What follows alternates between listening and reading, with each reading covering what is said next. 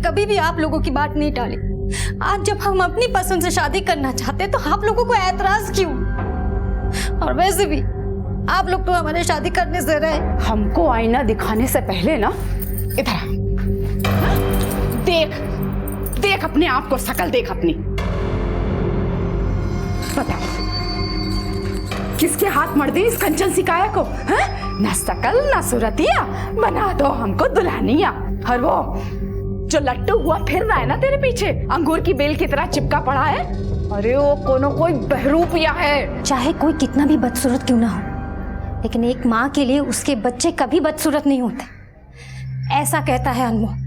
और वो ये भी कहता है कि मैं जो हूँ, जैसे भी हूँ, मैं जैसे भी दिखती हूँ, उसको कोई फर्क नहीं पड़ता। वो हमसे सच्चे दिल से प्यार करते हैं। और आप लोग चुप कर लड़की, आँख की शर्म बेच खाई है। अरे मुँह से निकलने की उम्र में अगर तूने ये भ्रम पाला होता ना, तो हम तेरे इस भ्रम पे विश्वास कर लेते। 30 साल की ठूठ हो गई है और कम सीनों की तरह बात कर रही है। और तू बोल रही थी ना कि उसके माता पिता तुझे बहू बनाने के खिलाफ है, शादी के बाद तुझे छोड़ के भाग गया तो? अरे तो क्या, पेट फुलाए अपनी किस्मत को रोती फिरेगी और मुंह दलेगी हमारी छाती पे। ऐसा नहीं है अनमोल, आप लोग जैसा सोच रहे हो। लड़की पागल हो गई है तू। अरे अपनी खोपड़िया का कचो इस्तेमाल कर ले, नौकरी पेशे वाली लड़की है। अरे उसकी नजर तेरी तनख्वाह पे है। वो हमसे ज्यादा कमाते हैं माँ, और उन्होंने यहाँ तक कहा है कि अगर चाहूँ तो शादी के बाद मैं जॉब छोड़ दूँ। अरे बिटिया रानी, जॉब को छोड़ेगी तू? हाँ, अरे तूने छोड़ दी जॉब तो हमारा का भाई? हाँ, और ये घर कैसे चलेगा? सोच ना जरा। तो आप लोगों को हमारी शादी की कोई फिक्र नहीं है। फिक्र सिर्फ इस बात की है कि अगर हम विदा हो गए तो आप लोग हमारी तनख्वाह से हाथ धो बैठोगे। हम आपके लिए बेटी नहीं है, सिर्फ एक बंधुआ है। जो हंसे या रोए उससे आपको कोई फर्क नहीं पड़ता। वो सिर्फ आपके लिए कमाते रहे, है ना? अरे क्या हुआ हमारी बहना को? आप लोग कुछ कहे क्या? नहीं बिटवा, हम ऐसे ही खिसियाते रहोगे ना तो एक दिन हमेशा के लिए अलविदा बोल के चली जाएंगी, फिर बैठे रहना यहाँ और उनकी कमाई खाएंगे उनको ससुराल वाले। बहन बेटियां कांच होती हैं, कांच, जरा नजाकत से संभाला जाता है। बड़े बूढ़े जो सिखा के गए एकदम भूल गए ना। वो बड़ बोले, तो जवान खोपड़ी में कोई अंकुर फूट रहा है तो मुंह से फूटो। कुछ ऐसा करना पड़ेगा कि जिससे सांप भी मर जाए और लाठी भी ना टूटे।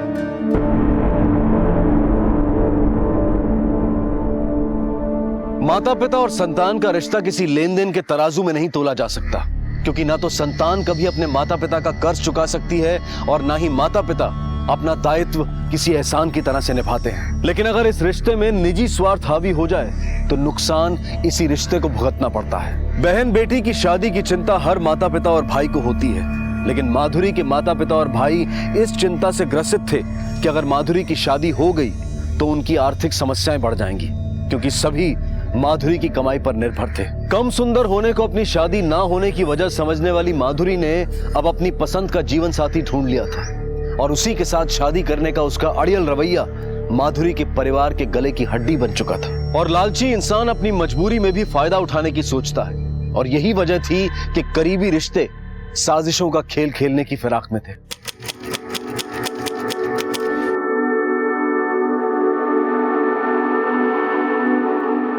आज से आप कानूनन पति पत्नी हैं। अरे ऐसे कैसे पति पत्नी है? हाँ, पहले सिंदूर तो डालो हमारी बिटिया की मांग में। हाँ?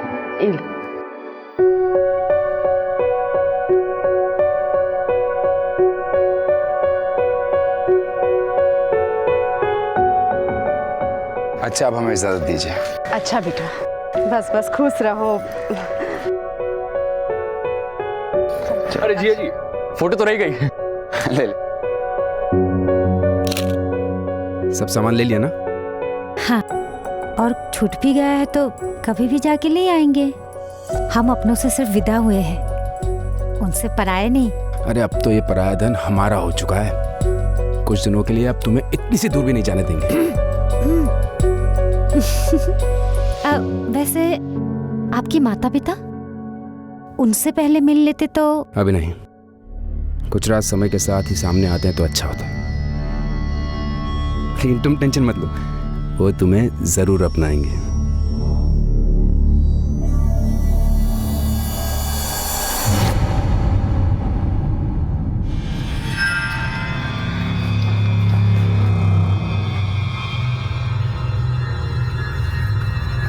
अरे यहाँ तो ताला लगा हुआ है, अब क्या करें?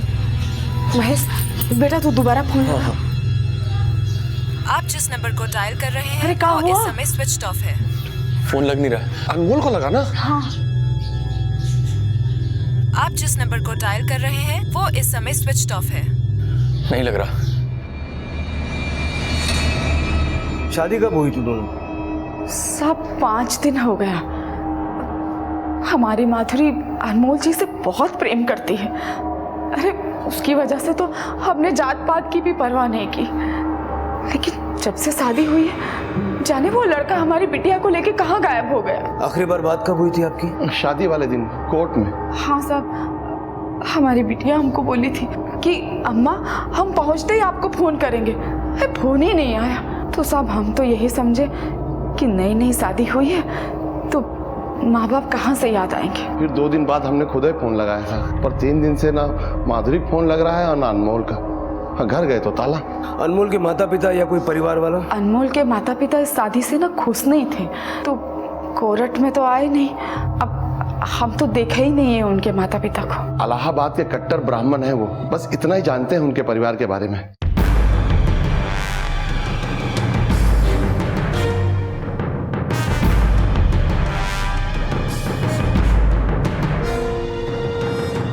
सर हमें तो ये भी नहीं मालूम कि उसका नाम अनमोल था। उसकी यहाँ पे किसी के साथ बोलचाल भी नहीं थी। बीवी कहाँ थी उसकी? वो तो अकेले रहता था। इस मकान का मालिक दिल्ली में रहता है। राजेश भाई ने ये मकान किराए पे दिया हुआ है और राजेश भाई एक ब्रोकर है। हाँ साहब, मैंने ही दिलाया था साहब 2 महीने पहले घर अनमोल को किराए पे।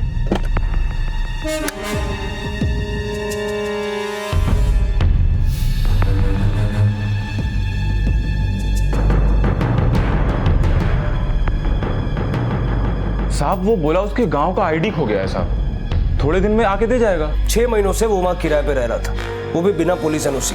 गलती हो गया साहब, माफ कर दो साहब। अभी विवेक तुम मैरिज रजिस्ट्रार से पता करो वहाँ उसने क्या एड्रेस दिया है। Yes sir. ये तो वही एड्रेस है जहाँ वो किराए पे रहता था। अपने नेटिव प्लेस यानी इलाहाबाद का कोई एड्रेस प्रूफ दिया था उसने? जी नहीं सर, रजिस्ट्रार ऑफिस से कुछ नहीं मिला। उसने अपना इलाहाबाद वाला एड्रेस वहाँ पे नहीं दिया था। माधुरी और अनमोल के कॉल रिकॉर्ड्स दोनों के फोन शादी वाले दिन के 3 बजे से स्विच ऑफ है। और सर सबसे हैरानी वाली बात ये, अनमोल अपने फोन से सिर्फ माधुरी को ही कॉल करता था। अनमोल के बारे में यहाँ कोई कुछ नहीं जानता, लेकिन माधुरी इसी शहर की है। उसके दोस्त पड़ोसी रिश्तेदार सबसे बात करो, शायद हमें कोई क्लू मिल जाए। कहते हैं कि शादी के बाद इंसान की जिंदगी बदल जाती है, लेकिन ये शादी माधुरी की जिंदगी में क्या बदलाव लाई इसका सिर्फ अंदाजा ही लगाया जा सकता था। और अंदाजे हकीकत की परछाई भी हो सकते हैं और झूठ की तस्वीर भी। असलियत तो सिर्फ माधुरी ही जानती थी, लेकिन उसको बयां करने के लिए वो थी नहीं, और ना ही अनमोल, जिसके साथ माधुरी अपनी शादीशुदा जिंदगी का ये रहस्यपूर्ण सफर तय कर रही थी। लेकिन माधुरी की शादी से पहले की जिंदगी भी कम रहस्यपूर्ण नहीं थी, जिसका खुलासा करना पुलिस की तहकीकात का पहला पड़ाव था। सर माधुरी अनमोल से प्यार करती थी, लेकिन उसके पेरेंट्स नहीं चाहते थे कि उन दोनों की शादी हो। हम क्या है अनमोल जी के आगे, फिर भी वो हमें बहुत पसंद करते। उनके लिए हमारा लुक कोई मैटर नहीं करता। लेकिन हमारे घर वाले मेरी शादी अनमोल के साथ ना होने के बहाने ढूंढते रहते। आई नो तू बहुत हर्ट हुई है उनसे, लेकिन अनमोल और तू दोनों अलग अलग कम्युनिटी से बिलोंग करते हो, और हमारे समाज में ये एक बहुत बड़ा इशू है। पेरेंट्स को हमारे इंटरकास्ट मैरिज से कोई प्रॉब्लम नहीं। उनको इस बात की प्रॉब्लम है कि अगर हमने अनमोल के साथ शादी कर ली तो उनका खर्चा कैसे चलेगा। उनको हमारी खुशियों की कोई परवाह नहीं है। उनको सिर्फ मतलब है हमारे सैलरी से। ये माधुरी और अनमोल मिले कैसे? सर फ्रेंड्स बुक पर। माधुरी आज लंच नहीं करना क्या? ओहो मैं तो भूल ही गई, आजकल तो तेरी भूख प्यास उड़ी गई है। धत, तू जा, मैं 10 मिनट में आती हूँ। अच्छा सर मुझे ये तो नहीं पता कि अनमोल कैसा था, लेकिन हाँ, माधुरी सच में उसको बहुत प्यार करती थी।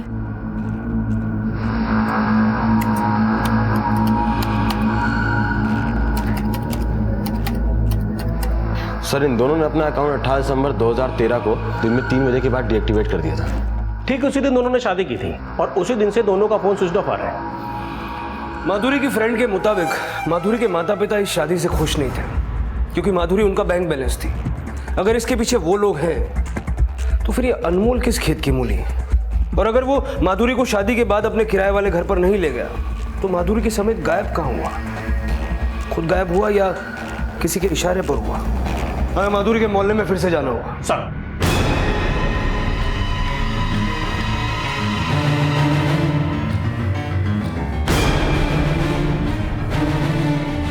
माधुरी का बाप 10 साल पहले ही बेरोजगार हो गया। उसके बेटे ने कभी काम करने की नहीं सोची।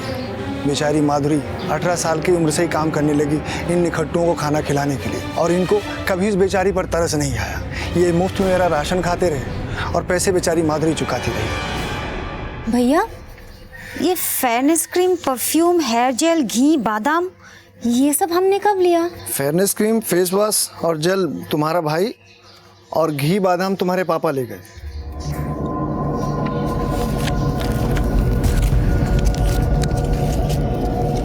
भैया, फिलहाल आप इतना ही रख लीजिए, बाकी का मैं अगले महीने चुका दूंगी। माधुरी देखने में सुंदर नहीं थी साहब, पर दिल की बहुत अच्छी थी। उसकी शादी से 6-7 साल पहले ही हो जानी चाहिए थी, पर करने वालों की नीयत कहाँ थी उसका घर बसाने की। मंजुला बहन, माधुरी की उम्र हो गई है शादी की, उसकी शादी नहीं करोगी? अरे बहन जी, हमारा बस चले तो आज के आज लड़की के हाथ पीले कर दे।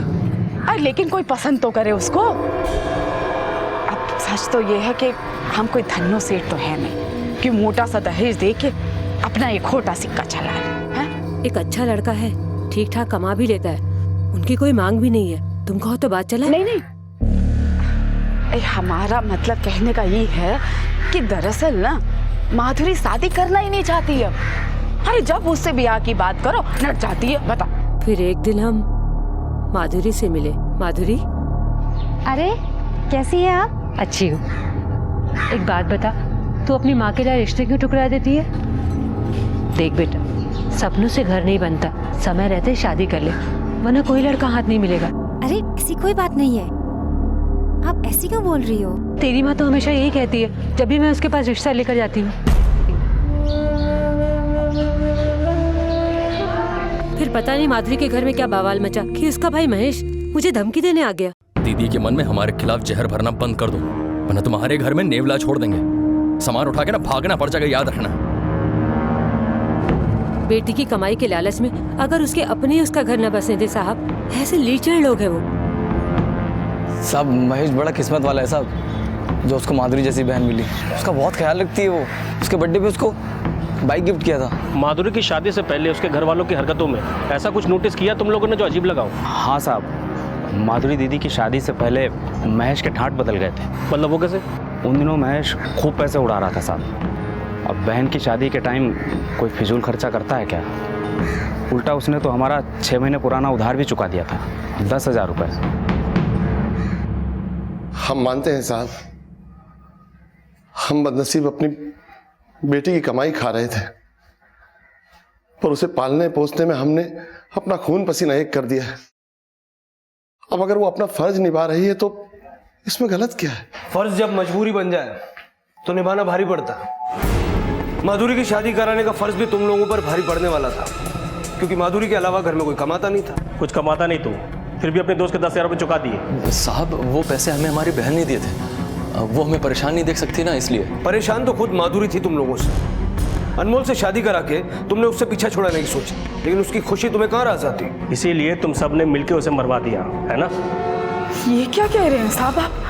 हम दोनों माधुरी के माई बाप हैं, हम अपनी बिटिया को क्यों मरवाएंगे? सच खुद तेरी जबान पे आ गया। हमने पूछा कि बेटी दामाद को अगवा किया और तुमने उसके मरने की बात कह दी। नहीं साहब, आप गलत समझ रहे हैं। घबराहट में इसके मुंह से निकल गया है। मुंह से वही निकलता है जो दिल में होता है। बोलो, माधुरी कहाँ है? हमारा दिल जानता है हम अपनी बहन से कितना प्यार करते हैं। आप हम पर लांछन लगा रहे साहब। लांछन नहीं, शक। गेहूं के साथ घुन भी तो पिसता है। माधुरी के साथ अनमोल भी तुम्हारा शिकार बन गया है ना? माधुरी के गायब होने में अनमोल का ही हाथ है। आप उसे पकड़ नहीं पा रहे और हमें परेशान कर रहे हैं। ज्यादा नाटक मत कर, समझा?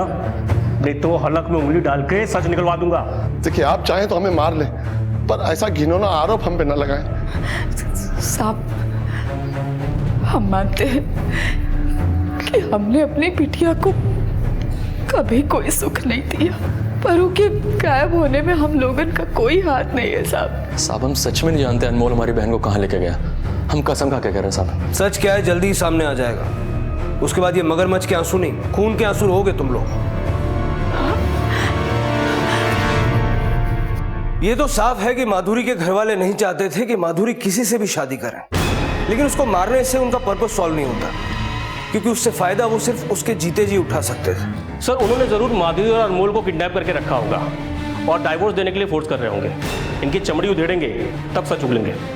फिलहाल इन मोटी चमड़ी वालों पर नजर रखो, हो सकता है ये माधुरी और अनमोल से मिले। सर, माधुरी का गायब होना उसके लालची परिवार के किस लालच की पूर्ति कर रहा था? माधुरी और अनमोल की शादी के खिलाफ होने के बावजूद भी उसके परिवार ने ऐसा क्या फायदा देखा कि उन्होंने इस शादी को रजामंदी दे दी? माधुरी के गायब होने में उसके पति अनमोल की क्या भूमिका थी? पुलिस की जांच घूम फिर कर इन्हीं सवालों में उलझी हुई थी, लेकिन माधुरी के गायब होने का रहस्य ऐसे कई और सवाल खड़े करने वाला था जिसकी कल्पना भी पुलिस ने नहीं की थी। सर, ये रहा माधुरी के बीमा का कागज और ये उसके प्रत्याशी यानी हमारा प्रमाण पत्र। बताइए, हमको बीमा का पैसा कब तक मिलेगा? अरे भैया, आपके प्रमाण पत्र से पहले माधुरी का मृत्यु प्रमाण पत्र चाहिए। बोले तो थे आपको। सिर्फ आपके ये कहने से कि माधुरी मर गई ये प्रमाणित नहीं होता भाई।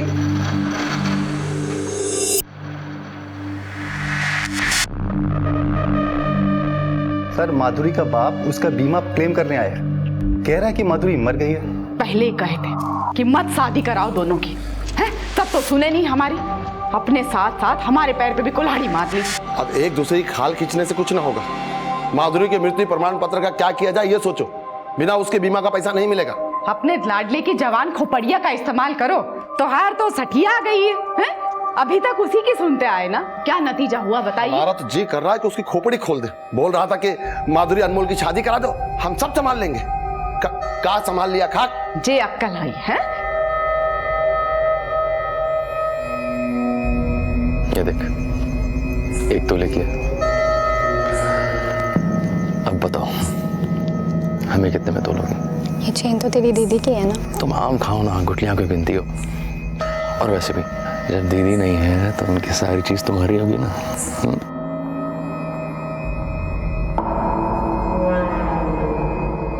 सर, हमें तो लग रहा है कि जब ये लोग अनमोल और माधुरी को शादी करने से रोक नहीं पाए तो उसे मार के उसके बीमा का पैसे खाने की सोची और शादी होने दी, ताकि सारा इल्जाम अनमोल पे आ जाए। तुम कहना चाह रहे हो कि माधुरी का मर्डर हो चुका है और अनमोल अपने आप को बचाने के लिए भाग गया।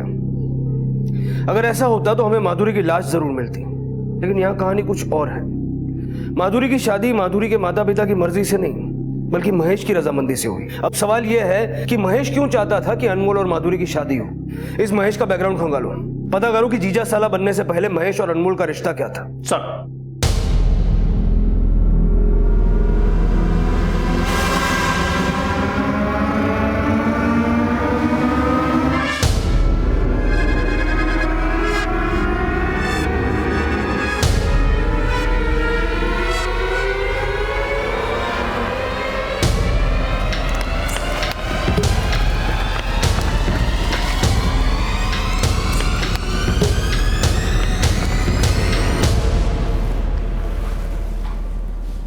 हाँ साहब, मैंने इसे महेश के साथ देखा था। दोनों में 36 का आंकड़ा था। यार आज बियर नहीं, आज रम पी जाएगी समझ में? बियर। उठ साले, मेरी बहन का पीछा करता है साले। अरे क्या लगा रखा? पकड़ो इनको। अरे संभालो, अरे छुड़ाओ इन लोगों को। साले मेरी बहन का पीछा छोड़ दे, काट डालूंगा। छोड़ साला, तो तुम मेरा बनेगा, देख लेना। फिर एकाएक दोनों दोस्त बन गए। दोस्त? हाँ साहब, पता नहीं क्या समझौता हुआ दोनों के बीच में।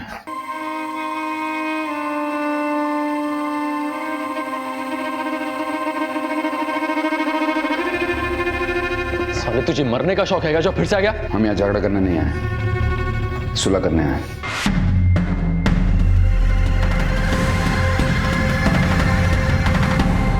ये तो नहीं पता साहब इन दोनों के बीच में क्या बातचीत हुई। बस ये देखा था कि इस लड़के ने महेश को कुछ पैसे दिए थे। पहले मारपीट, फिर यारी दोस्ती, उसके बाद रिश्तेदारी। क्या चक्कर चल रहा था तेरा अनमोल के साथ? चक्कर? कैसा चक्कर साहब? साहब आप सही समझे साहब। मेरा और अनमोल का रिश्ता झगड़े से शुरू हुआ था। वो हमारी बहन माधुरी का पीछा करता था साहब।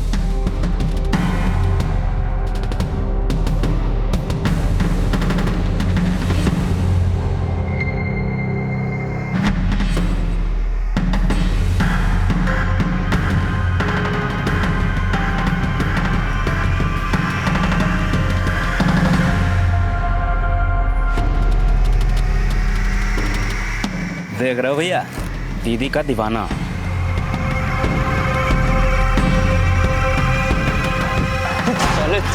मेरी बहन का पीछा करता है? कौन क्या कर लेगा बे? साला तो तू मेरा बनेगा, देख लेना। उसकी धमकी धीरे धीरे सच होने लगी थी साहब। माधुरी बोलने लगी थी कि शादी करेगी तो अनमोल से ही करेगी। 30 साल की उम्र तक किसी लड़के ने घास नहीं डाली तो प्यार में अंधी हो गए थे। और अनमोल ने तुझे गूंगा बना दिया पैसा देकर। हम तुम्हारी बहन माधुरी से सच्चा प्यार करते हैं, और वो भी हमसे। अब तक तो तुम जान ही गए होगे। देखो, हम जानते हैं कि तुम्हारे परिवार में माधुरी की कितनी अहमियत है, पर तुम हमारी शादी उससे होने दो। अब तक माधुरी जो भी तुम्हारे परिवार के लिए करती आई है, हम उसमें उसका पूरा साथ देंगे। अब एक मिनट, ये रखो। अब जाके अपने माता पिता से हमें अपना जीजा बनाने की सिफारिश करो।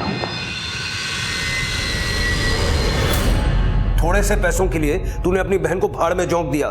तूने उसकी शादी नहीं, सौदा किया, बेच दिया उसको। ऐसा मत बोलो साहब, भाई है उसका। अनमोल हमें पैसा देता था, लेकिन हमको लगा वो अच्छा आदमी है, हमारी बहन का ख्याल रखेगा। पैसे देने वाला तो अच्छा ही लगेगा ना तुम जैसे लालचियों को। हम लालची जरूर हो सकते हैं, लेकिन इतने गिरे हुए नहीं कि अपने खुद के जने बिटिया को मरवा डाले। मार नहीं सकते थे तो उसके बीमे के पैसे वसूलने की क्या जल्दी थी? हमारे पास एक ढेला नहीं है और माधुरी का भी कोई पता नहीं। ऐसे में हम क्या करते? कुछ ना कुछ तो जुगाड़ करना ही पड़ेगा। मतलब आप लोग नहीं जानते थे कि अनमोल ने आपकी हामी भरवाने के लिए महेश का इस्तेमाल किया, उसे खूब पैसे दिए? नहीं साहब, हम नहीं जानते थे कि हमारा पाला हुआ ही हमको डस रहा है। जहर तुम सब में भरा है। तुम सब माधुरी के दुश्मन हो। पता नहीं अब वो जिंदा भी होगी कि नहीं। दोनों में नॉर्मल चैटिंग होती थी, लविंग कपल्स टाइप। इन दोनों के अकाउंट में कितने फॉलोअर्स थे? और कोई ऐसा है जो सस्पिशियस लगे? एक सुधा नाम की लेडी है जो अनमोल को बार बार फ्रेंड रिक्वेस्ट भेजती थी, लेकिन वो डिनाई करता था। ये देखिए सर, उसका एक मैसेज, ये सेकंड वाला। हाय मनीष, हमसे बात क्यों नहीं करते? आजकल कहाँ हो? जल्दी वापस आ जाओ। ये सुधा अनमोल को मनीष क्यों कह रही है? हमें इस सुधा तक पहुंचना होगा।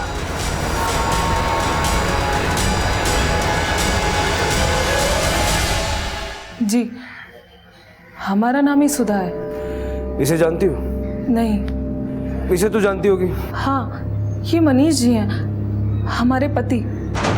ये तुम्हारा पति है? हाँ, पिछले 6 महीने से हम इनकी तलाश कर रहे हैं।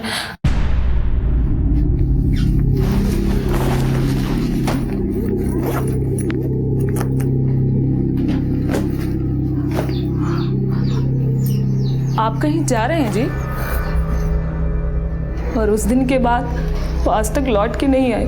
क्या वो तुम्हें हमेशा पीटा करता था? नहीं सर, पर उन्हें गुस्सा बहुत आता था। कुछ बात तो थी जो उन्हें अंदर ही अंदर परेशान कर रही थी। कौन सी बात? उन्होंने कभी कुछ बताया नहीं, लेकिन अक्सर नींद में कुछ बड़बड़ाया करते थे। छोड़ दो, छोड़ दो, छोड़।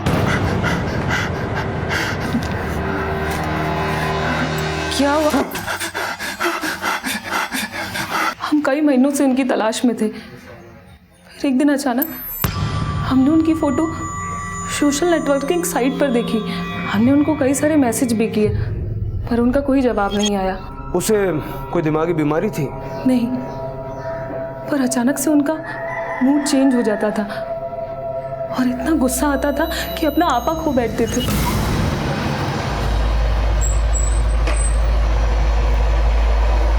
मैं आता हूँ थोड़ी देर।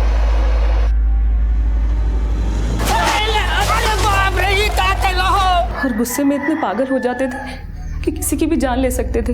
मनीष के माता पिता? पिता का देहांत तो उनके बचपन में ही हो गया था और उनकी माताजी से उन्होंने हमें कभी मिलवाया नहीं, बस इतना बताया कि वो विकासपुर में कहीं रहती हैं। मनीष उसी वक्त सुधा को छोड़कर गया था जब सोशल नेटवर्किंग साइट पर अनमोल का अकाउंट क्रिएट हुआ था। इस औरत की कहानी क्रॉस वेरीफाई करो। इस मनीष और अनमोल की दोहरी शख्सियत की पहचान ही हमें माधुरी तक ले जा सकती है। एक ही शक्ल के दो आदमी या फिर दो नाम रखने वाला कोई बहरूपिया। अनमोल उर्फ मनीष की इस दोहरी पहचान के पीछे क्या राज था? और अगर इस दोहरी पहचान के पीछे वजह माधुरी थी तो फिर अनमोल का मकसद क्या था? क्योंकि माधुरी से शादी करने के बाद अनमोल उसे हासिल तो कर ही चुका था, फिर दोनों को इस तरह से गायब होने की क्या जरूरत थी? क्या इसके पीछे कोई और बड़ा मकसद था? यह जानना बेहद जरूरी था, इसलिए पुलिस ने मनीष से जुड़ी हर बात की तह तक जाना शुरू कर दिया। सर, विकासपुर नाम का गांव कटनी के आसपास किसी भी तहसील में नहीं है। इसका मतलब मनीष ने सुधा से भी झूठ बोला। सर, मनीष यादव के बैंक स्टेटमेंट और फाइनेंशियल रिकॉर्ड्स। सर, ये मनीष यादव तरिया गांव के किसी सहकारी बैंक से हीरा देवी नाम की औरत को पैसे ट्रांसफर किया करता है। और सर 6 महीने पहले किसी सतीश यादव ने बहरीन के अकाउंट से मनीष यादव के अकाउंट में 10 लाख रुपए ट्रांसफर कराए। मनीष यादव, सतीश यादव और ये हीरा देवी यादव, पता करो इन 3 यादवों के बीच में कनेक्शन क्या है।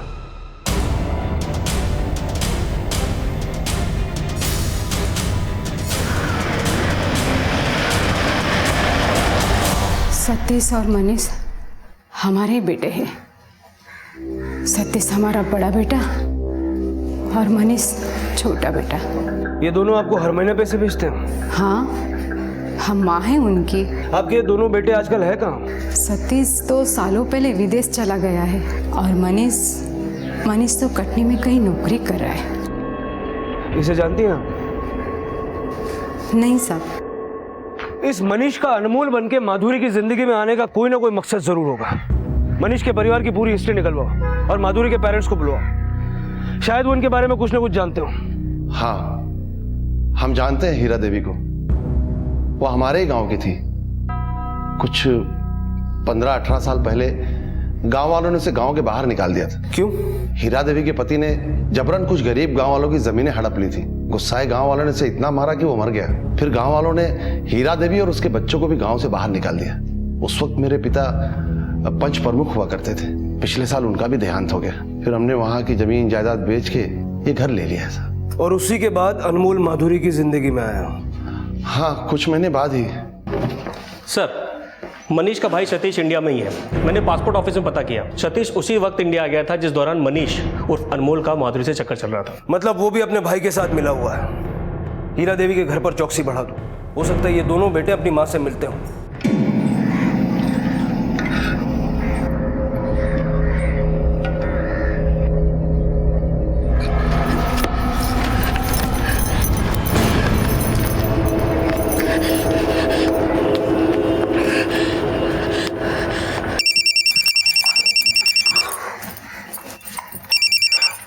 हेलो माँ, हमें बचा लो। माँ, हमें बचा लो।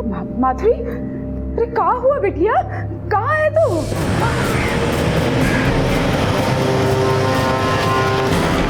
सर, माधुरी ने इसी लोकेशन से फोन किया था। हमें माधुरी को जल्द से जल्द ढूंढना होगा विवेक।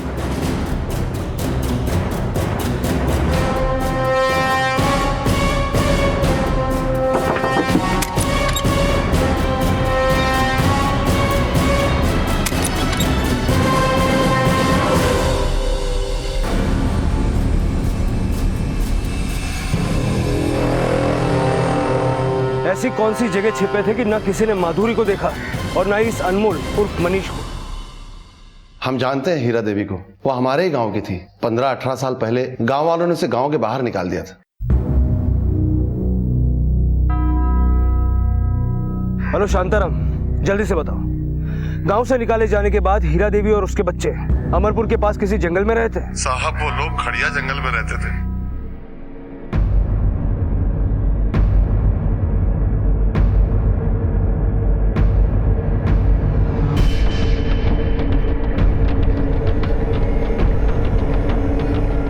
शायद यही है। आसपास देखो।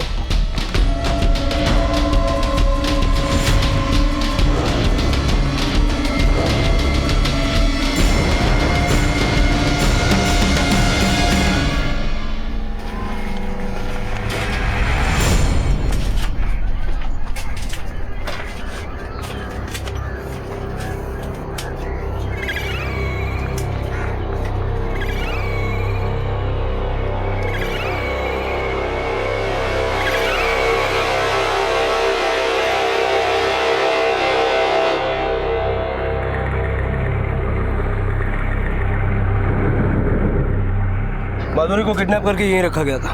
वो नंबर पता करो जिससे माधुरी ने फोन किया था, तुरंत सर्वेलेंस पर डालो। सर वो फोन मनीष के नाम पर रजिस्टर्ड है, जहां वो सुधा के साथ रहता था, पर कल से वो फोन बंद है सर। मुझे नहीं लगता वो फोन ऑन करेगा।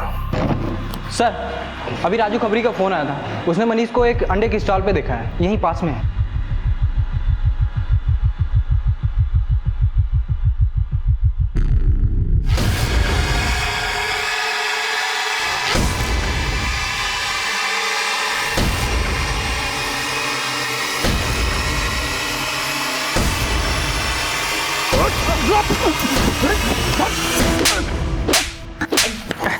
बोल कहाँ है माधुरी, बोल। बहुत मोटी चमड़ी है ना तेरी, मैं भी देखता हूं कब तक नहीं बोलता।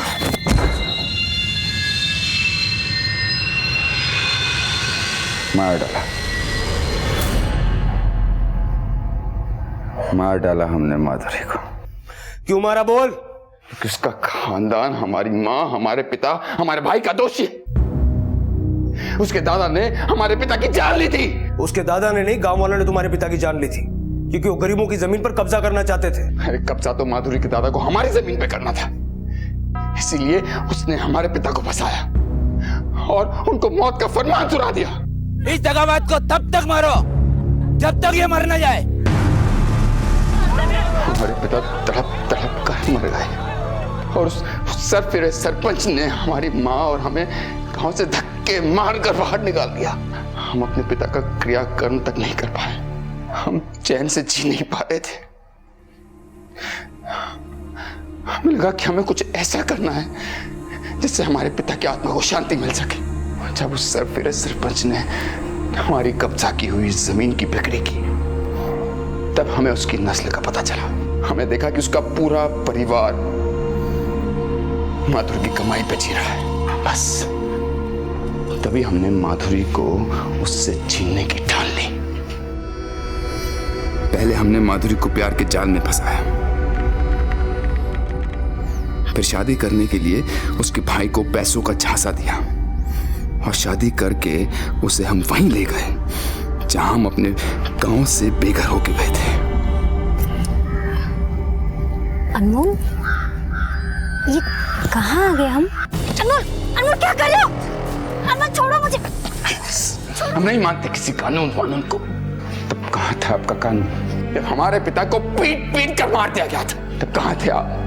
जब उस सरफिरे सरपंच ने हमारे पिता को मौत का फरमान सुनाया। अगर तूने माधुरी को मार दिया था तो जंगल में हमें उसकी लाश क्यों नहीं मिली? तेरे भाई ने उसे किडनैप करके रखा है ना? बोल कहाँ है माधुरी? माधुरी को हमने मार दिया, उसकी लाश कौन जानवर खा गया हमें नहीं पता। और हमारे भाई साहब तो कल ही बाहर निकल चुके हैं। आपको पकड़ना है तो जाके पकड़ लीजिए वहां। माधुरी जिंदा है और उसका भाई भी इंडिया में है, ये हमसे झूठ बोल रहा है।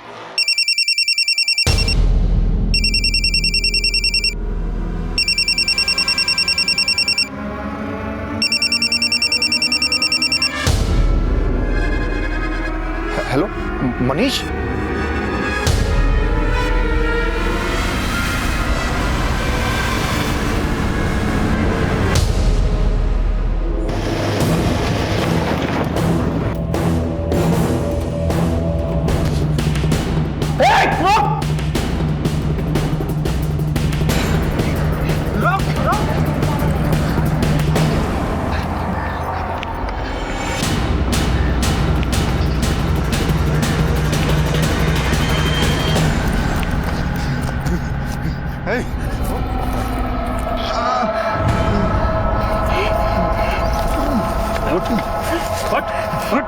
माधुरी तुम ठीक हो? चल।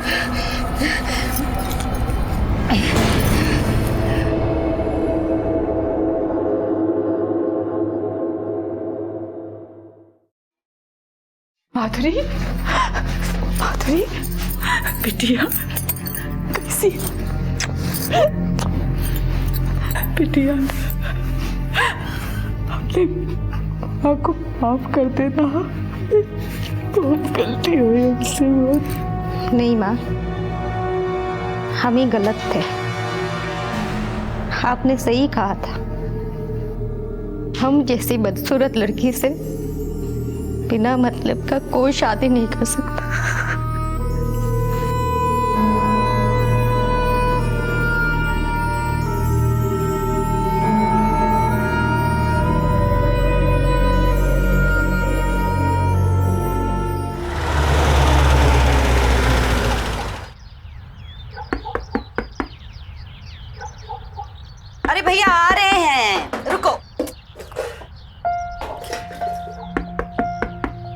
रहे हैं भाई? अरे आ गया तू, चल अच्छा किया। अब खाना खा ले, और हाँ अब जाते ही लैपटॉप में जाकर मत बैठ जाना।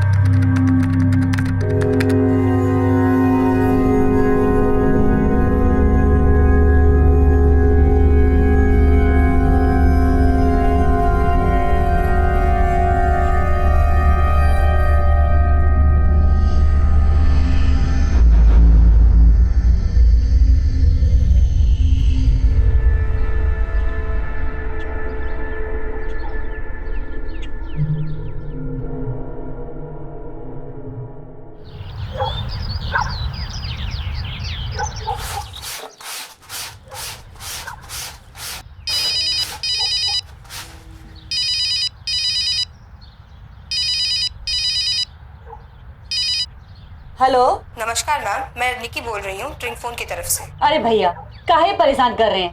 कह रहे हैं ना कि हमको कुछ नहीं चाहिए, रखिए फोन।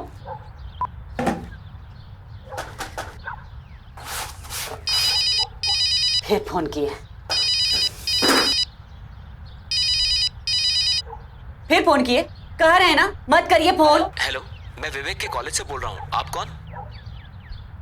जी नमस्कार, हम विवेक की मम्मी बोल रहे हैं। मैडम जी आप जल्दी से कॉलेज आ जाइए, अभी तुरंत। काहे? क्या हुआ? वो हम आपको फोन पे नहीं बता सकते, आप प्लीज जल्दी आ जाइए। विवेक तो ठीक है ना? हेलो सुनिए, हे भोलेनाथ, हम विवेक ठीक हो, हे भोलेनाथ।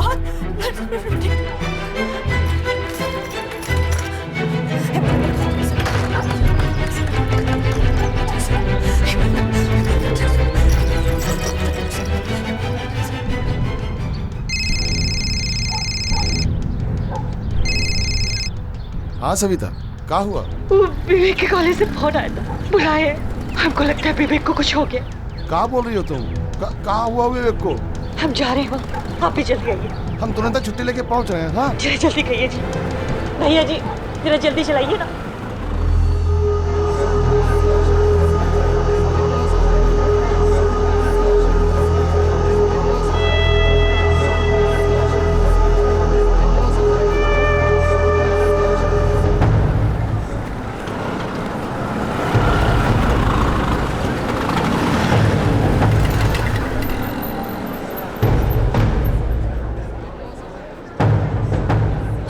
को कहीं देखे?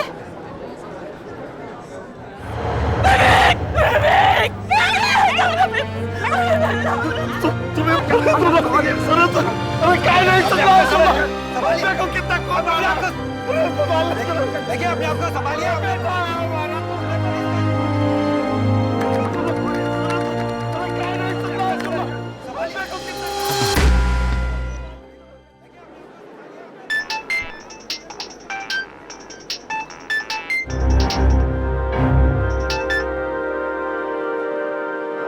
हेलो सर प्लीज सर ऐसा मत कीजिए सर मैं आपके हाथ जोड़ता हूँ सर मैं कुछ करता हूँ ना। हेलो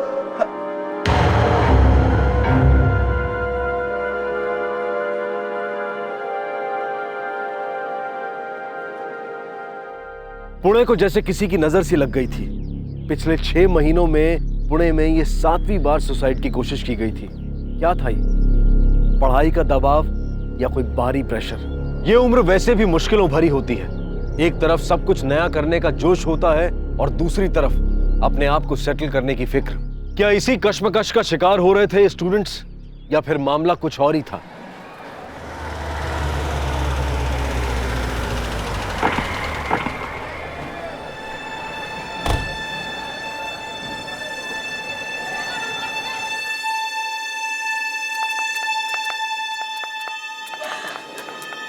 हमारे कॉलेज स्टूडेंट विवेक मिश्रा ने टेरेस से छलांग मार दी है।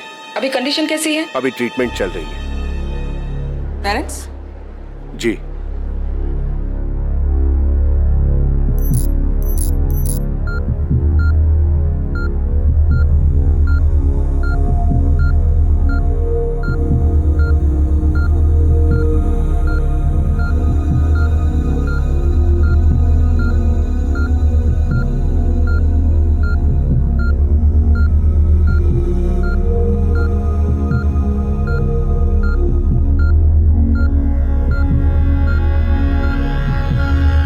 देखिए, जो कुछ भी हुआ उसका हमें बेहद अफसोस है, लेकिन हमारे लिए जानना बहुत जरूरी है कि ये सब हो कैसे गया।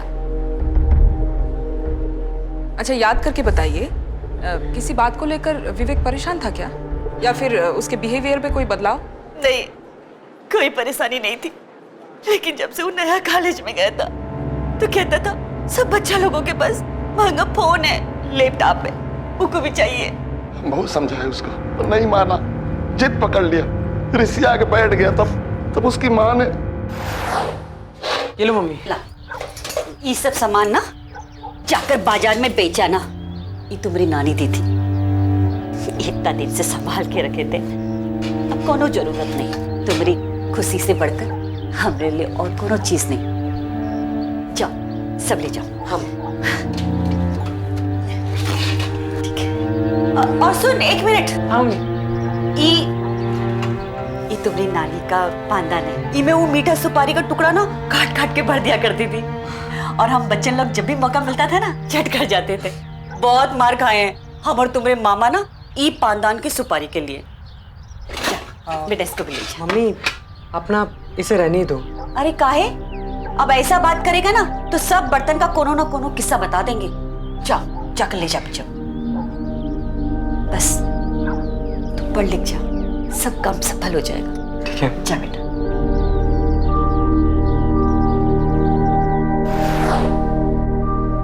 बर्तन बेचकर उसने नया फोन लिया था, बहुत खुश था हमारा बबुआ जब उसने नया फोन लिया था।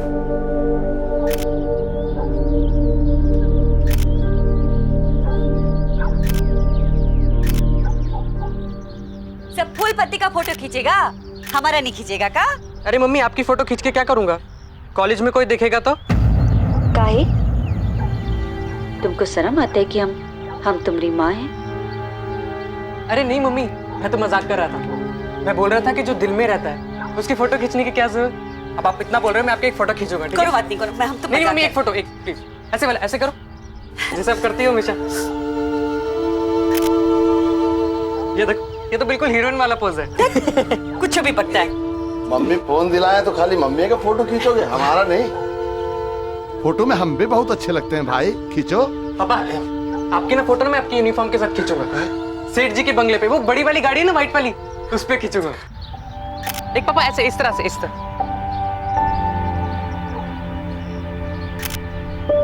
ये देखो, ये वाली। अच्छा सुन बेटा, हाँ जी, तू घर जाएगा कि हमारे साथ ही चलेगा?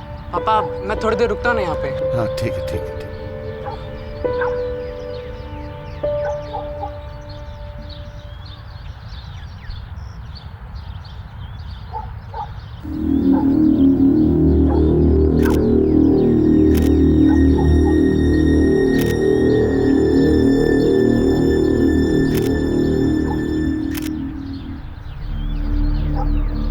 फोन पे क्या कर रहा है ये देखने के लिए चुपके से उसके पीछे गए तो देखा कि वो हमारा फोटो डिलीट कर रहा है। दुख तो हुआ, उसको अपने ही माँ बाप से परेशानी हो रही थी, जाने क्या हो गया था उसको, बहुत कीमत लगाने लगा था हर चीज का, बहुत भाव में फर्क करने लगा था। पापा, मम्मी ने तो लड्डू दे दिए, आप क्या लाए हमारे बर्थडे के लिए? तुमको क्या लगता है कि तुम्हारा बर्थडे सिर्फ तुम्हारी मम्मी को याद रहता है? ये देखो। थैंक यू पापा।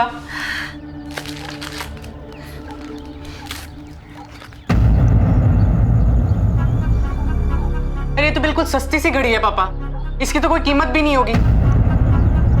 बेटा, कुछ चीज कीमत से नहीं प्यार से आकी जाती है, समझे? भावना देखो, भाव नहीं। मैडम, हम उसको हरदम डांटते समझाते रहते, पर इसमें उसका भी कौन दोष? ये जमाना ही ऐसा है, यहाँ गरीब का कौनो जगह नहीं है, अपनों के दिल में भी नहीं। कल उससे कोई बातचीत हुई थी आप लोगों की जो हर रोज से अलग हो? विवेक कॉलेज जाने से पहले कभी पूजा पाठ नहीं करता था, लेकिन क्या है?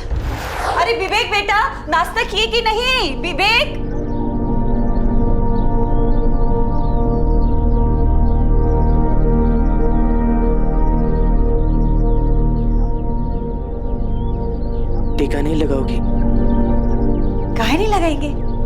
रोज टीका नहीं लगाता ना, तो इसलिए नहीं लगाया।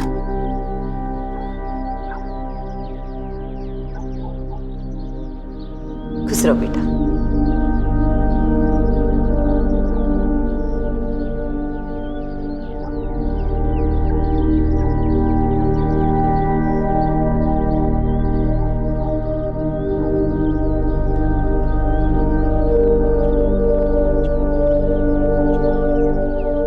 मालूम होता कि ये सब करेगा तो कभी नहीं जाने देते को। मत्ती मारी गई थी हमने, जो वो को जाने दिए, नहीं जाने देने चाहिए था, नहीं जाने देने चाहिए था। कभी कभी बाहर की चकाचौंध भरी दुनिया से हम इतने प्रभावित हो जाते हैं कि हमें अपने घर में अंधेरा दिखाई देने लगता है। दूसरों के करीब आने की कोशिश में हम अपनों से दूरियां बढ़ा लेते हैं। ऐसा ही कुछ बदलाव विवेक में भी आया था। उसमें आया यह बदलाव क्या एक संकेत था उसके अंदर बढ़ते कॉन्फ्लिक्ट का? क्या रईसों के बच्चों के साथ अपने आप को रईस दिखाने की कोशिश में विवेक वाकई अपनी जमीन भूल गया था? या कॉलेज के माहौल के पेयर प्रेशर के सामने वो घुटने टेकने लगा था? या फिर उसकी संगत गलत लोगों के साथ हो गई थी और वो गलत राह पर निकल पड़ा था? कई सवाल सर उठाए खड़े थे, लेकिन इनका जवाब किसी के पास नहीं था। पुलिस कड़ियां जोड़ने में लगी थी।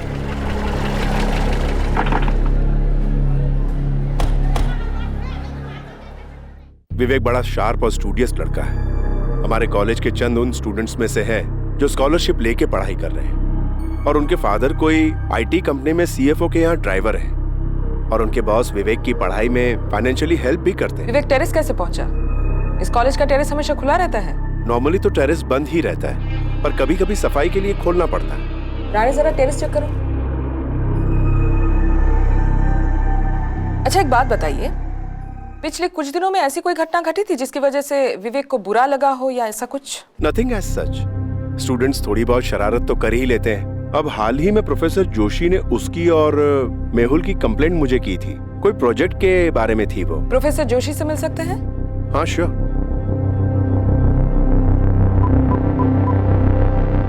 प्रोफेसर जोशी को कैबिन में भेजो।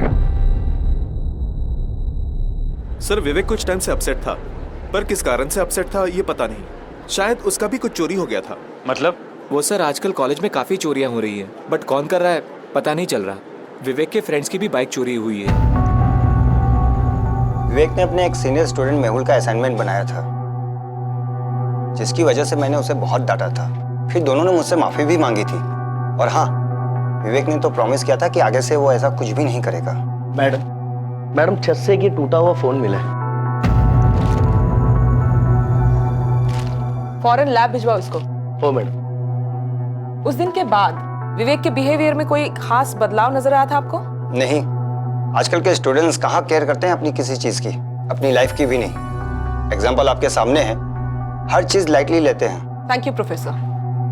जब तक ये इन्वेस्टिगेशन चलेगा, मेरा एक कांस्टेबल यहाँ मौजूद रहेगा 24 घंटे। यहाँ की हर एक्टिविटी पर वो नजर रखेगा। मैम, क्या आपको लगता है कि विवेक का केस अटेम्प्टेड सुसाइड का है? ये भी हो सकता है कि उसे टेरेस पे से किसी ने धक्का दे दिया। इस प्रोबेबिलिटी को हम इग्नोर नहीं कर सकते हैं, लेकिन मर्डर अटेम्प्ट करने वाला लड़का अगर चालाक होता तो ऐसी जगह नहीं चुनता, और लड़का अगर नौसिखिया था तो कोई ना कोई एविडेंस जरूर छोड़ता। किसी ना किसी ने उसे जरूर देखा होता। Right ma'am. मैम, अगर एक्चुअली अटेम्प्टेड सुसाइड है तो कॉलेज की फीस भी एक वजह हो सकती है। एडमिन स्टाफ ने बताया कि उसने पिछले 2 सेमेस्टर की फी नहीं भरी। हाँ हो सकता है, लेकिन पर्टिकुलरली इस केस में मुझे चांसेस कम लग रहे हैं। एक काम करो, कल कुछ देर के लिए विवेक के पेरेंट्स को हॉस्पिटल से घर बुला लो। एक बार फिर से उनसे पूछताछ भी कर लेंगे और विवेक के कमरे की अच्छे से तलाशी भी ले लेंगे। Right ma'am.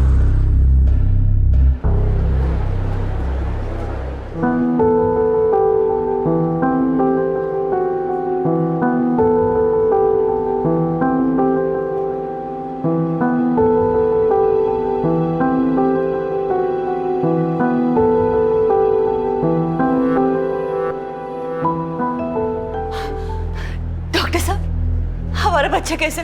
देखिए, अभी हम कुछ कह नहीं सकते। सर में बहुत चोट आई है और हम लोग पूरी कोशिश कर रहे हैं। हम वो कोई नजर देख सकते? जी नहीं, अभी नहीं।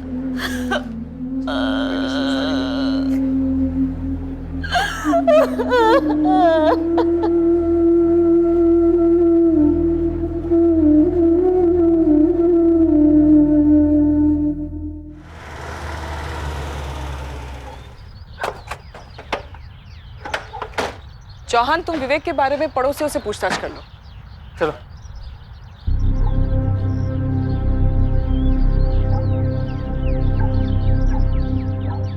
I am really very sorry, आप लोग को हॉस्पिटल से आना पड़ा, लेकिन विवेक का कमरा चेक करना बहुत जरूरी था हमारे लिए।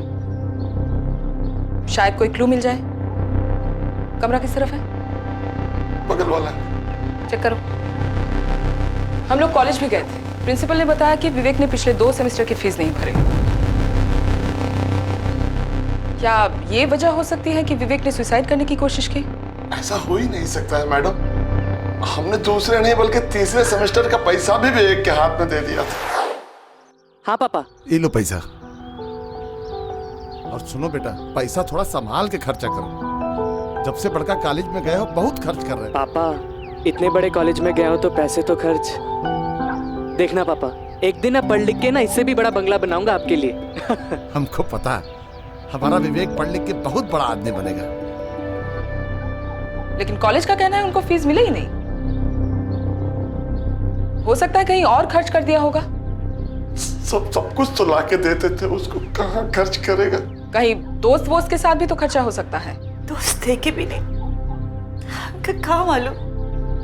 लेकिन जब से वो नया लैपटॉप लेकर आया था ना, तब से सारा टाइम वो में लगा रहता था। कमरा बंद करके जाने कहाँ करता था।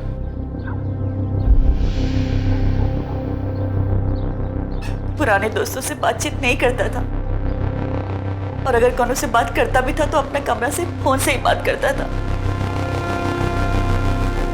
बस एक ही बार सुने थे हमको किसी से बतियाते हुए। क्या बात कर रहा है यार? पागल हो गया है क्या? इतनी मेहनत की और मिला क्या? नहीं, ज्यादा दाम लगा। किससे बात कर रहा था? हमको नहीं मालूम। क्या क्या मिला?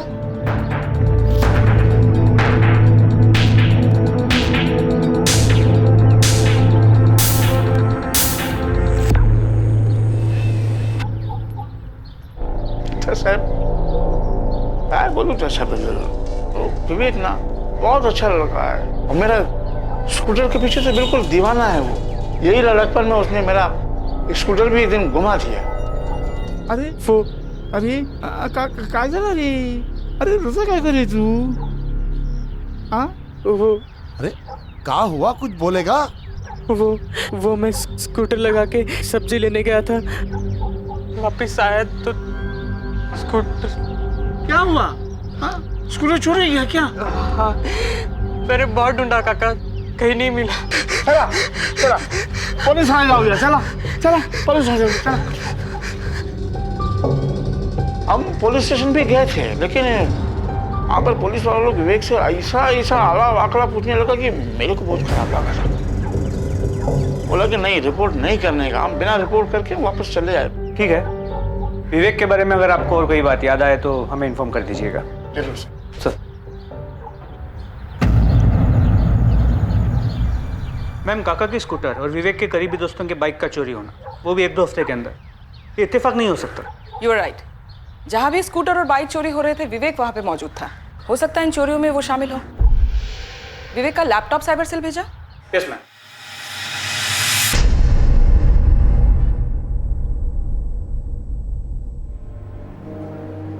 विवेक को होश आ गया है, लेकिन देखिए खतरा अभी टला नहीं है। डॉक्टर साहब, एक बार उसको मिल सकते हैं?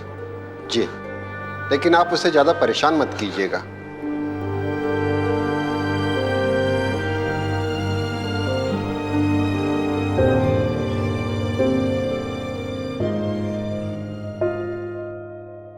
मुझे माफ कर दो, आपका बेटा बुरा हो गया। मैं आपके सारे सपने तोड़ दिए। हो सके तो मुझे माफ कर देना। तुम फिक्र नहीं करो बेटा, सब ठीक हो जाएगा।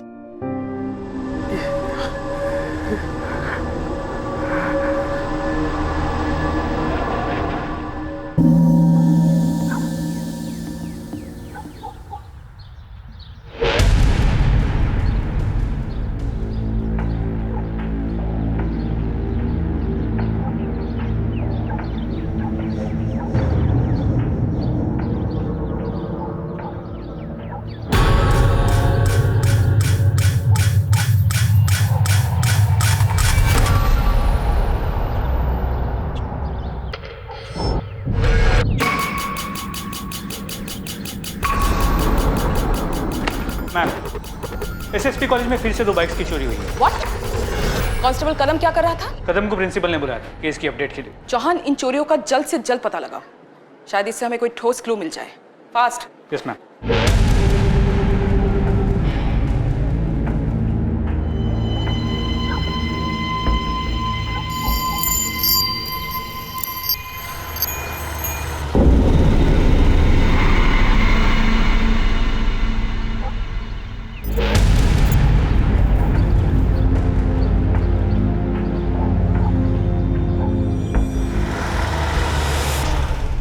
मैम, उस रात विवेक जिस नंबर से बात कर रहा था उस नंबर को हमने ट्रेस कर लिया है।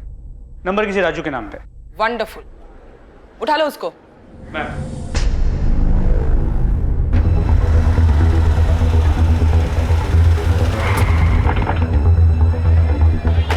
राजू कौन है?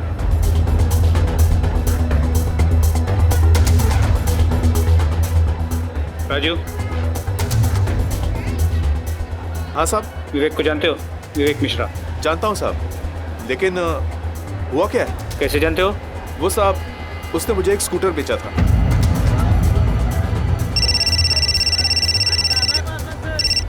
हाँ पूरब, ठीक है हम आते हैं। हाँ पूरब, बोलो। मैम, पिछले 3-4 हफ्तों से विवेक हाइक बहुत यूज कर रहा था। इनफैक्ट उसने सुसाइड अटेम्प्ट से पहले भी हाइक पे लॉगिन किया हुआ था और कोई वीडियो लिंक बार बार देख रहा था, पर अब वो लिंक डीएक्टिवेटेड आ रहा है। इसका मतलब विवेक दोस्तों के साथ नहीं, अपना ज्यादा वक्त इंटरनेट पे बिता रहा था। एग्जैक्टली। और इंटरनेट के जरिए वो लगातार किसी के टच में था। यस। पूरब, उस डीएक्टिवेटेड लिंक के बारे में पता करो, हमें जानना है वो किसका था। Sure ma'am, I will try my best. Chauhan, college के आसपास जितने भी सीसीटीवी कैमरास हैं उनके फुटेज मुझे चाहिए। Yes ma'am. ये किस मुसीबत में फंस गए हम लोग। ओह गॉड, प्लीज हेल्प मी। अरे मेहुल, तू नहीं चल रहा? कहाँ? अरे चंदन की जो बाइक चोरी हुई है ना, उसके रिलेटेड वीडियो दिखा रहे हैं, पुलिस आई हुई है। चल आ जाइयो।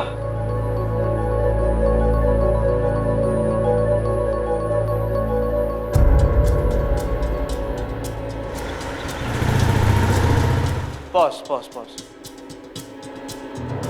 क्या आप लोग इस बाइकर को पहचानते हैं? क्योंकि ये वही बाइकर है जो आप लोगों के कॉलेज से आपका सामान और बाइक्स चोरी कर रहा है। हो सकता है आप ही के कॉलेज का कोई स्टूडेंट हो, आपका कोई फ्रेंड हो। ध्यान से देखने की कोशिश कीजिए, थोड़ा जूम करो। कोई पहचानता है इसे?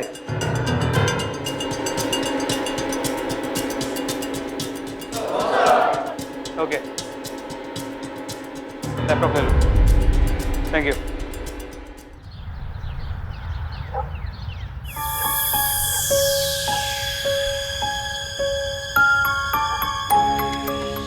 नितिन, तो 3000 रुपये दे दे, बहुत अर्जेंट काम है, मैं पक्का लौटा दूंगा जल्दी। जो पैसे पहले लिए हैं वो तो पहले वापस कर, फिर बाद में दूसरे लेना।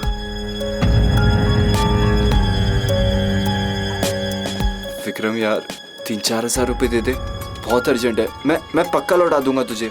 एक काम कर, कटोरा लेके कॉलेज के बाहर जाकर बैठ जा। अपने डैड से पैसे मांगने यार, हमसे क्या मांगता रहता है? यार डैड पैसे नहीं देंगे, समझना बात को।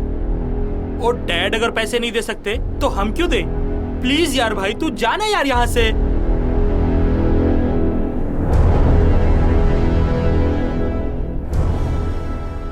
मेहुल, मेहुल दरवाजा खोलो। क्या हुआ? मेहुल दरवाजा खोलो। पीछे ना हटो। मेहुल, क्या हुआ? देखिए हमारा एक स्टूडेंट मेहुल अंदर है, मुझे लग रहा है कि अंदर कुछ गड़बड़ है। दरवाजा तोड़ते हैं इसको। चल। मेहुल, मेहुल।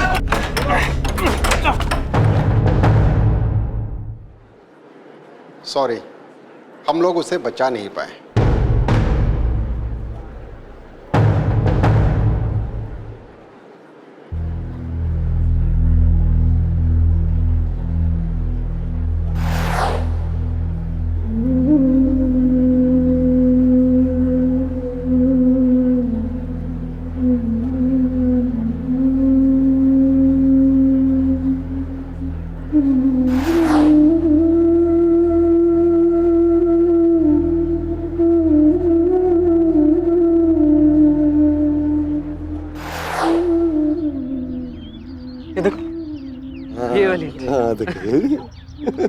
देखना पापा, एक दिन पढ़ लिख के ना इससे भी बड़ा बंगला बनाऊंगा आपके लिए। विवेक उठना बेटा, देखो ना हमारा लौटी रहे। विवेक जब जवानी आती है तो जिंदगी तेज रफ्तार पकड़ने लगती है। सबसे आगे निकलने और सब कुछ हासिल करने की कश्मकश में ये नौजवान ब्रेक लगाना भूल जाते हैं और हादसों का शिकार बन बैठते हैं। क्यों विवेक ने इतनी छोटी सी उम्र में जान देने का फैसला किया, और अब उसी तरह मेहुल ने भी इतना बड़ा फैसला इतने कम समय में ले लिया था। क्या उनकी मौत ही उनकी समस्या का आखिरी समाधान था? आखिर किन हालात से गुजर रही थी उनकी जिंदगी? विवेक और मेहुल के ऐसे फैसले ना सिर्फ उन्हें अपनों से दूर कर रहे थे, बल्कि उनके साथ वो राज भी दफन हो रहे थे जो उनके जाने के बाद किसी और की मौत के कारण बन सकते थे। जब देखो तब मेहुल हमेशा पैसे मांगते रहता था। शायद वो 2 नंबर का कुछ काम करता था, बेटिंग एंड ऑल। तुमको कैसे पता? मैम, एक दिन की बात है।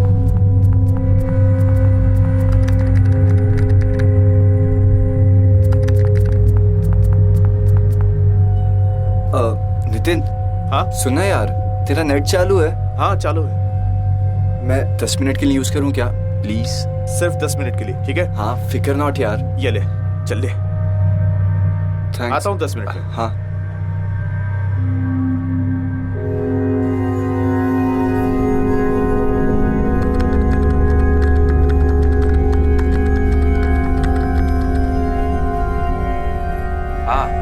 हाँ, मैं असाइनमेंट बना रहा था।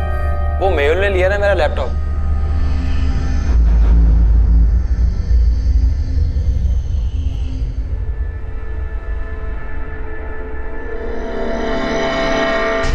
कुछ आइडिया है तुमको उस दिन वो क्या देख रहा था लैपटॉप में? नहीं मैम, मैं लैपटॉप से बहुत दूर था, तो मुझे नहीं पता वो क्या देख रहा था। हमको तुम्हारा लैपटॉप चाहिए। या श्योर मैम। मैम, हमने नितिन का लैपटॉप चेक किया है। पता है कि मेहुल बार बार एक वीडियो लिंक डालकर कुछ देखने की कोशिश कर रहा था, और अभी लिंक ऑफलाइन आ रहा है, ठीक विवेक की तरह। मैम, सीसीटीवी फुटेज से एक अजीब चीज सामने आई है।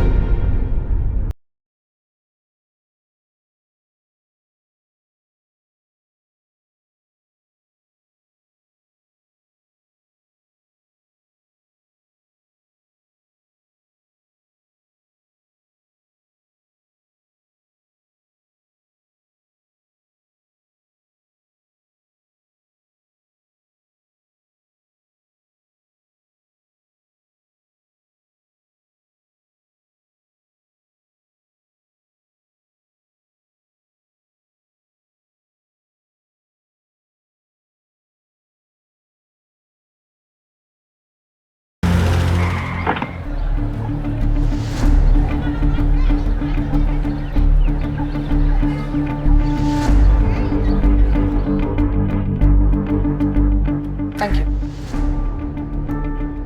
यस मैम, इसी होटल की है, हमारे क्लाइंट को बुक की गई है। कौन से क्लाइंट के हैं? एक रशियन टूरिस्ट है, रोजलिन सरकोवा। इसी होटल में रुकी हुई है, रूम नंबर 403 में। 4 डेज की बुकिंग है। अभी है अपने कमरे में? अभी तो नहीं है, बट यूजुअली शाम तक वापस आ जाती है। चौहान, तुम यही रुको। किसी भी कीमत पर वो रशियन लड़की हमारे हाथ से नहीं निकलनी चाहिए, और इस बात की खबर उस लड़की को नहीं होनी चाहिए। Yes ma'am. मेहुल, हमें तुमसे बात करनी है। देखो, तुम्हारे एक दोस्त ने जान दे दी और तुम भी मरते मरते बचे। हमें बताओ बात क्या है?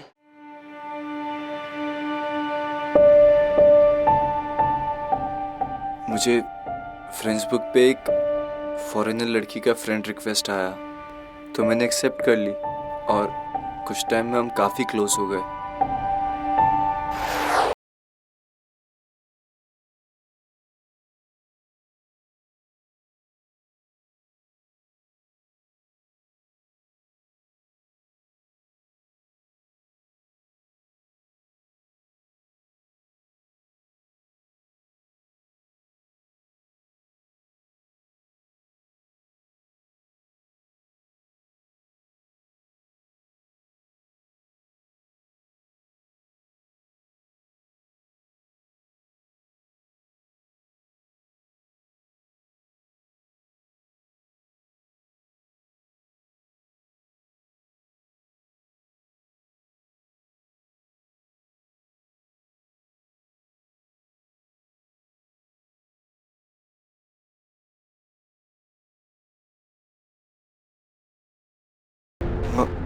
मुझे किसी का फोन आया। क्या बे? 3 लाख रुपए नहीं दिया ना बेटा तो तेरी मजा की सजा बना डालूंगा। ये जो तेरा वीडियो है ना उसको पूरे वर्ल्ड में घुमा डालूंगा मैं। नहीं समझ में आ रहा है ना तो लिंक खोल के देख डाल।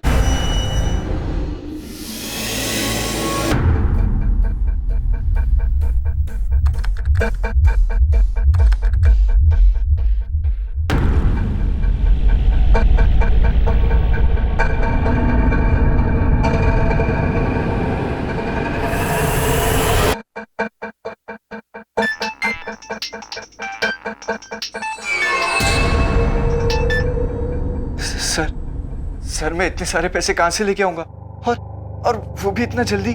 कपड़े खोलने में तो बहुत जल्दी थी भाई। चल एक काम करते हैं, कल 2 हफ्ते का टाइम देता हूँ मैं तेरे को, लेकिन अपनी भी एक शर्त है भाई। वो क्या? तेरे जैसा एक बकरा लेके देना पड़ेगा, बोले तो समझ गया ना?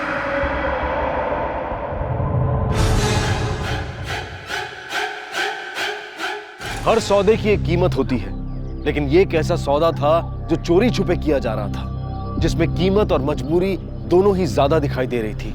जाल में वो फंसता था जो या तो बहुत कमजोर होता था या फिर बहुत शातिर। आखिर किस चीज की कीमत वसूली जा रही थी और कौन था यह इंसान जो स्टूडेंट्स को अपना निशाना बना रहा था और कर रहा था एक ऐसा सौदा जिसके लिए स्टूडेंट्स मुंह मांगी कीमत चुका रहे थे।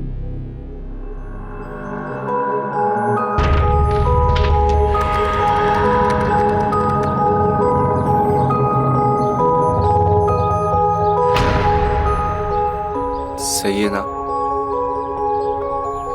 तुझे चाहिए क्या? इधर आ। हाय, hey, what's up? Fine. How are you? Yeah, all good. Actually, my friends want to talk to you. Okay. Of course. Hi, Hi. my name is Vivek. What's yours? My name is Rosalie. Yeah, I'm in college.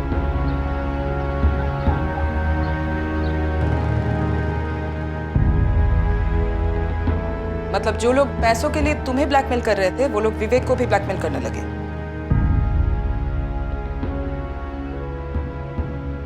Ma'am,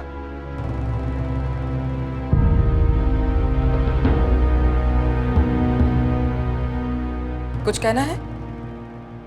ma'am, वो जो 22 की चोरियां हुई थी college में, वो भी मैंने और विवेक ने ही की थी, उनको पैसे देने के लिए।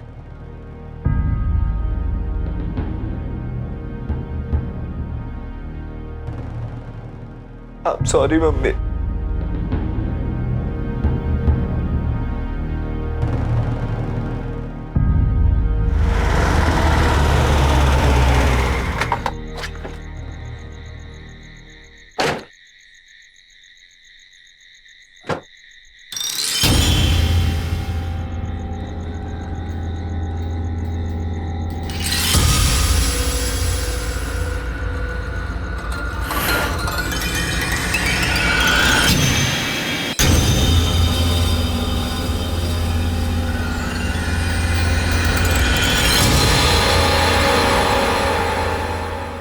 Roslin, Yes. Who are you? Pune police. पकड़ो से इसे।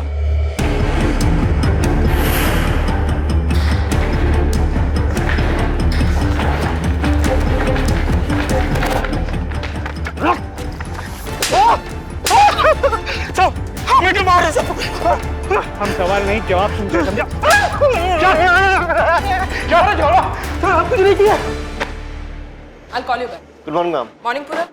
मैम, रोजलिन के लैपटॉप से कुछ हाइप रिकॉर्डिंग्स मिली हैं। इंडिया के कई एजुकेशनल सिटीज में इसका नेटवर्क है। हमारी नई पीढ़ी के साथ खिलवाड़ कर रहे हैं ये लोग। मैम, रोजलिन से इन्फॉर्मेशन मिली है। प्रमोद पांडा नाम का आदमी है जो इस सारे खेल का मास्टरमाइंड है और विदेशी लड़कियों से काम करवाता है। उस दिन जो आदमी रोजलिन के साथ पकड़ा गया वो भी प्रमोद पांडा का ही आदमी था जो इन लड़कियों के साथ रहता था। उसने प्रमोद पांडा की लोकेशन डिस्क्लोज कर दी। Arrest him. हाँ ठीक है, एक काम करना, वो फॉरेनर लड़की को बुला ले, तू काम आ जाएगी अपने को।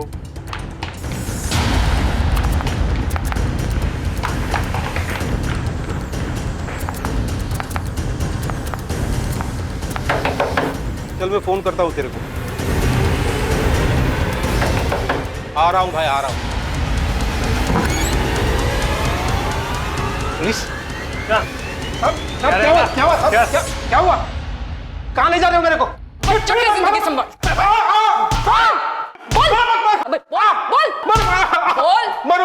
मैं बताता हूँ मैडम। हाँ, बोल बोल। मैडम वो क्या है, वो बड़ी बड़ी कॉलेजेस में जो अमीर लड़के आते हैं ना, उनकी लिस्ट है अपन लोगों के पास। वो फ्रेंड बुक पे वो जो फोटो डालते हैं ना, उससे हमको मालूम पड़ जाता है कि पार्टी माल वाली है।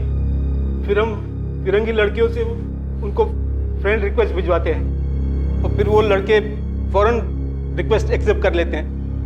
लड़कियां उनसे बातचीत करके उनको बाटली में उतार डालती है, फिर गंदी गंदी बातें करके वो कपड़े उतारना शुरू कर देती है और लड़के भी अपने कपड़े खोलना शुरू कर देते हैं। वो इस टाइम पे हम लोग उनका वीडियो रिकॉर्ड कर लेते हैं और बाद में हम इनको ब्लैकमेल करते हैं।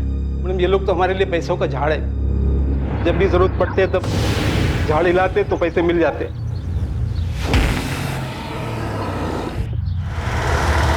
वो क्या है कि ज्यादातर लड़के पैसे ढीला कर देते हैं, मगर कुछ लड़के नहीं भी दे पाते। सर प्लीज मुझे माफ कर दो सर। सर मैं और पैसे नहीं ला सकता हूँ सर। सर मैंने अपनी सेमेस्टर की फीस भी आपको दे दी थी। चले शाने, ज्यादा नाटक मत कर। बहुत बड़े बंगलों में रहता है, तुम मालूम है मेरे को। वो बंगला मेरा नहीं है सर, मैं सिर्फ फोटो खिंचवाने के लिए वहाँ गया। तो जैसे ही तूने वो फोटो खींची ना, वैसे ही तेरा फोटो मैं वेबसाइट पे डाल दूंगा। डालू क्या बोल? सर मुझे माफ कर दो सर, प्लीज मुझे माफ कर दो सर। तो माल का जुगाड़ कर जल्दी, चल निकल। प्लीज मुझे माफ कर दो। ब्लैकमेल के चक्कर में ना बच्चे ने सुसाइड कर लिया, जानता है? ये रोजलिन जैसे लड़कियों को कैसे फंसाता रे तू? मैडम वो बहुत गरीब लड़कियां हैं मैडम, उनके खाने के वांदे हैं। बहुत सारी लड़कियां ऐसा काम कर रही है। कहाँ से चलता है तेरा ये नेटवर्क?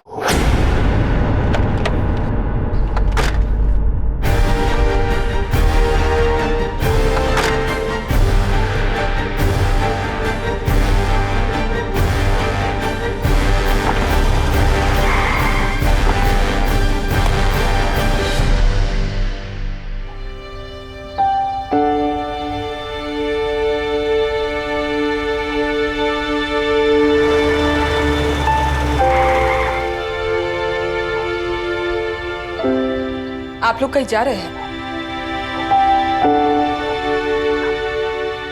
जिसका भविष्य के लिए यहाँ आए थे, जब वही नहीं रहा तो हम लोग यहाँ रहकर क्या करें? हम वापस जा रहे हैं अपने गांव।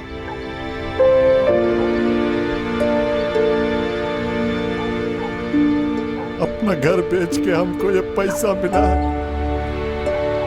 आप ये पैसा उन लड़का लोग को दे दीजिएगा जिसका भाई को लिया था या चोरी किया था, लेकिन मरने के बाद उस पर कोनो इल्जाम न रहे, उसका आत्मा को शांति मिल जाएगा। देखिए आपका बेटा बुरा नहीं था, बस गलत संगत का शिकार हो गया और उनमें ऐसा खोया कि दोबारा अपने आप को ढूंढ ही नहीं पाए।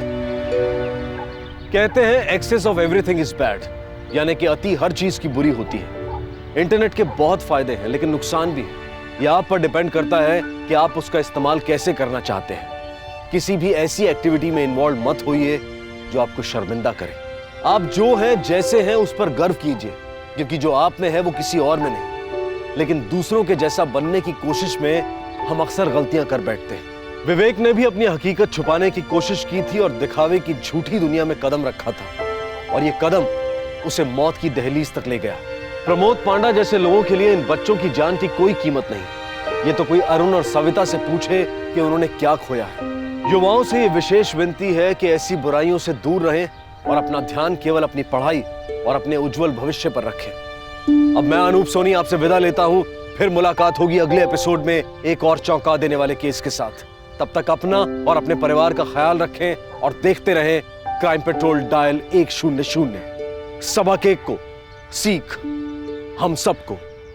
जय हिंद। क्राइम पेट्रोल के और भी दिलचस्प कहानी देखने के लिए हमारे चैनल को सब्सक्राइब करें और बेल आइकॉन दबाना न भूलें।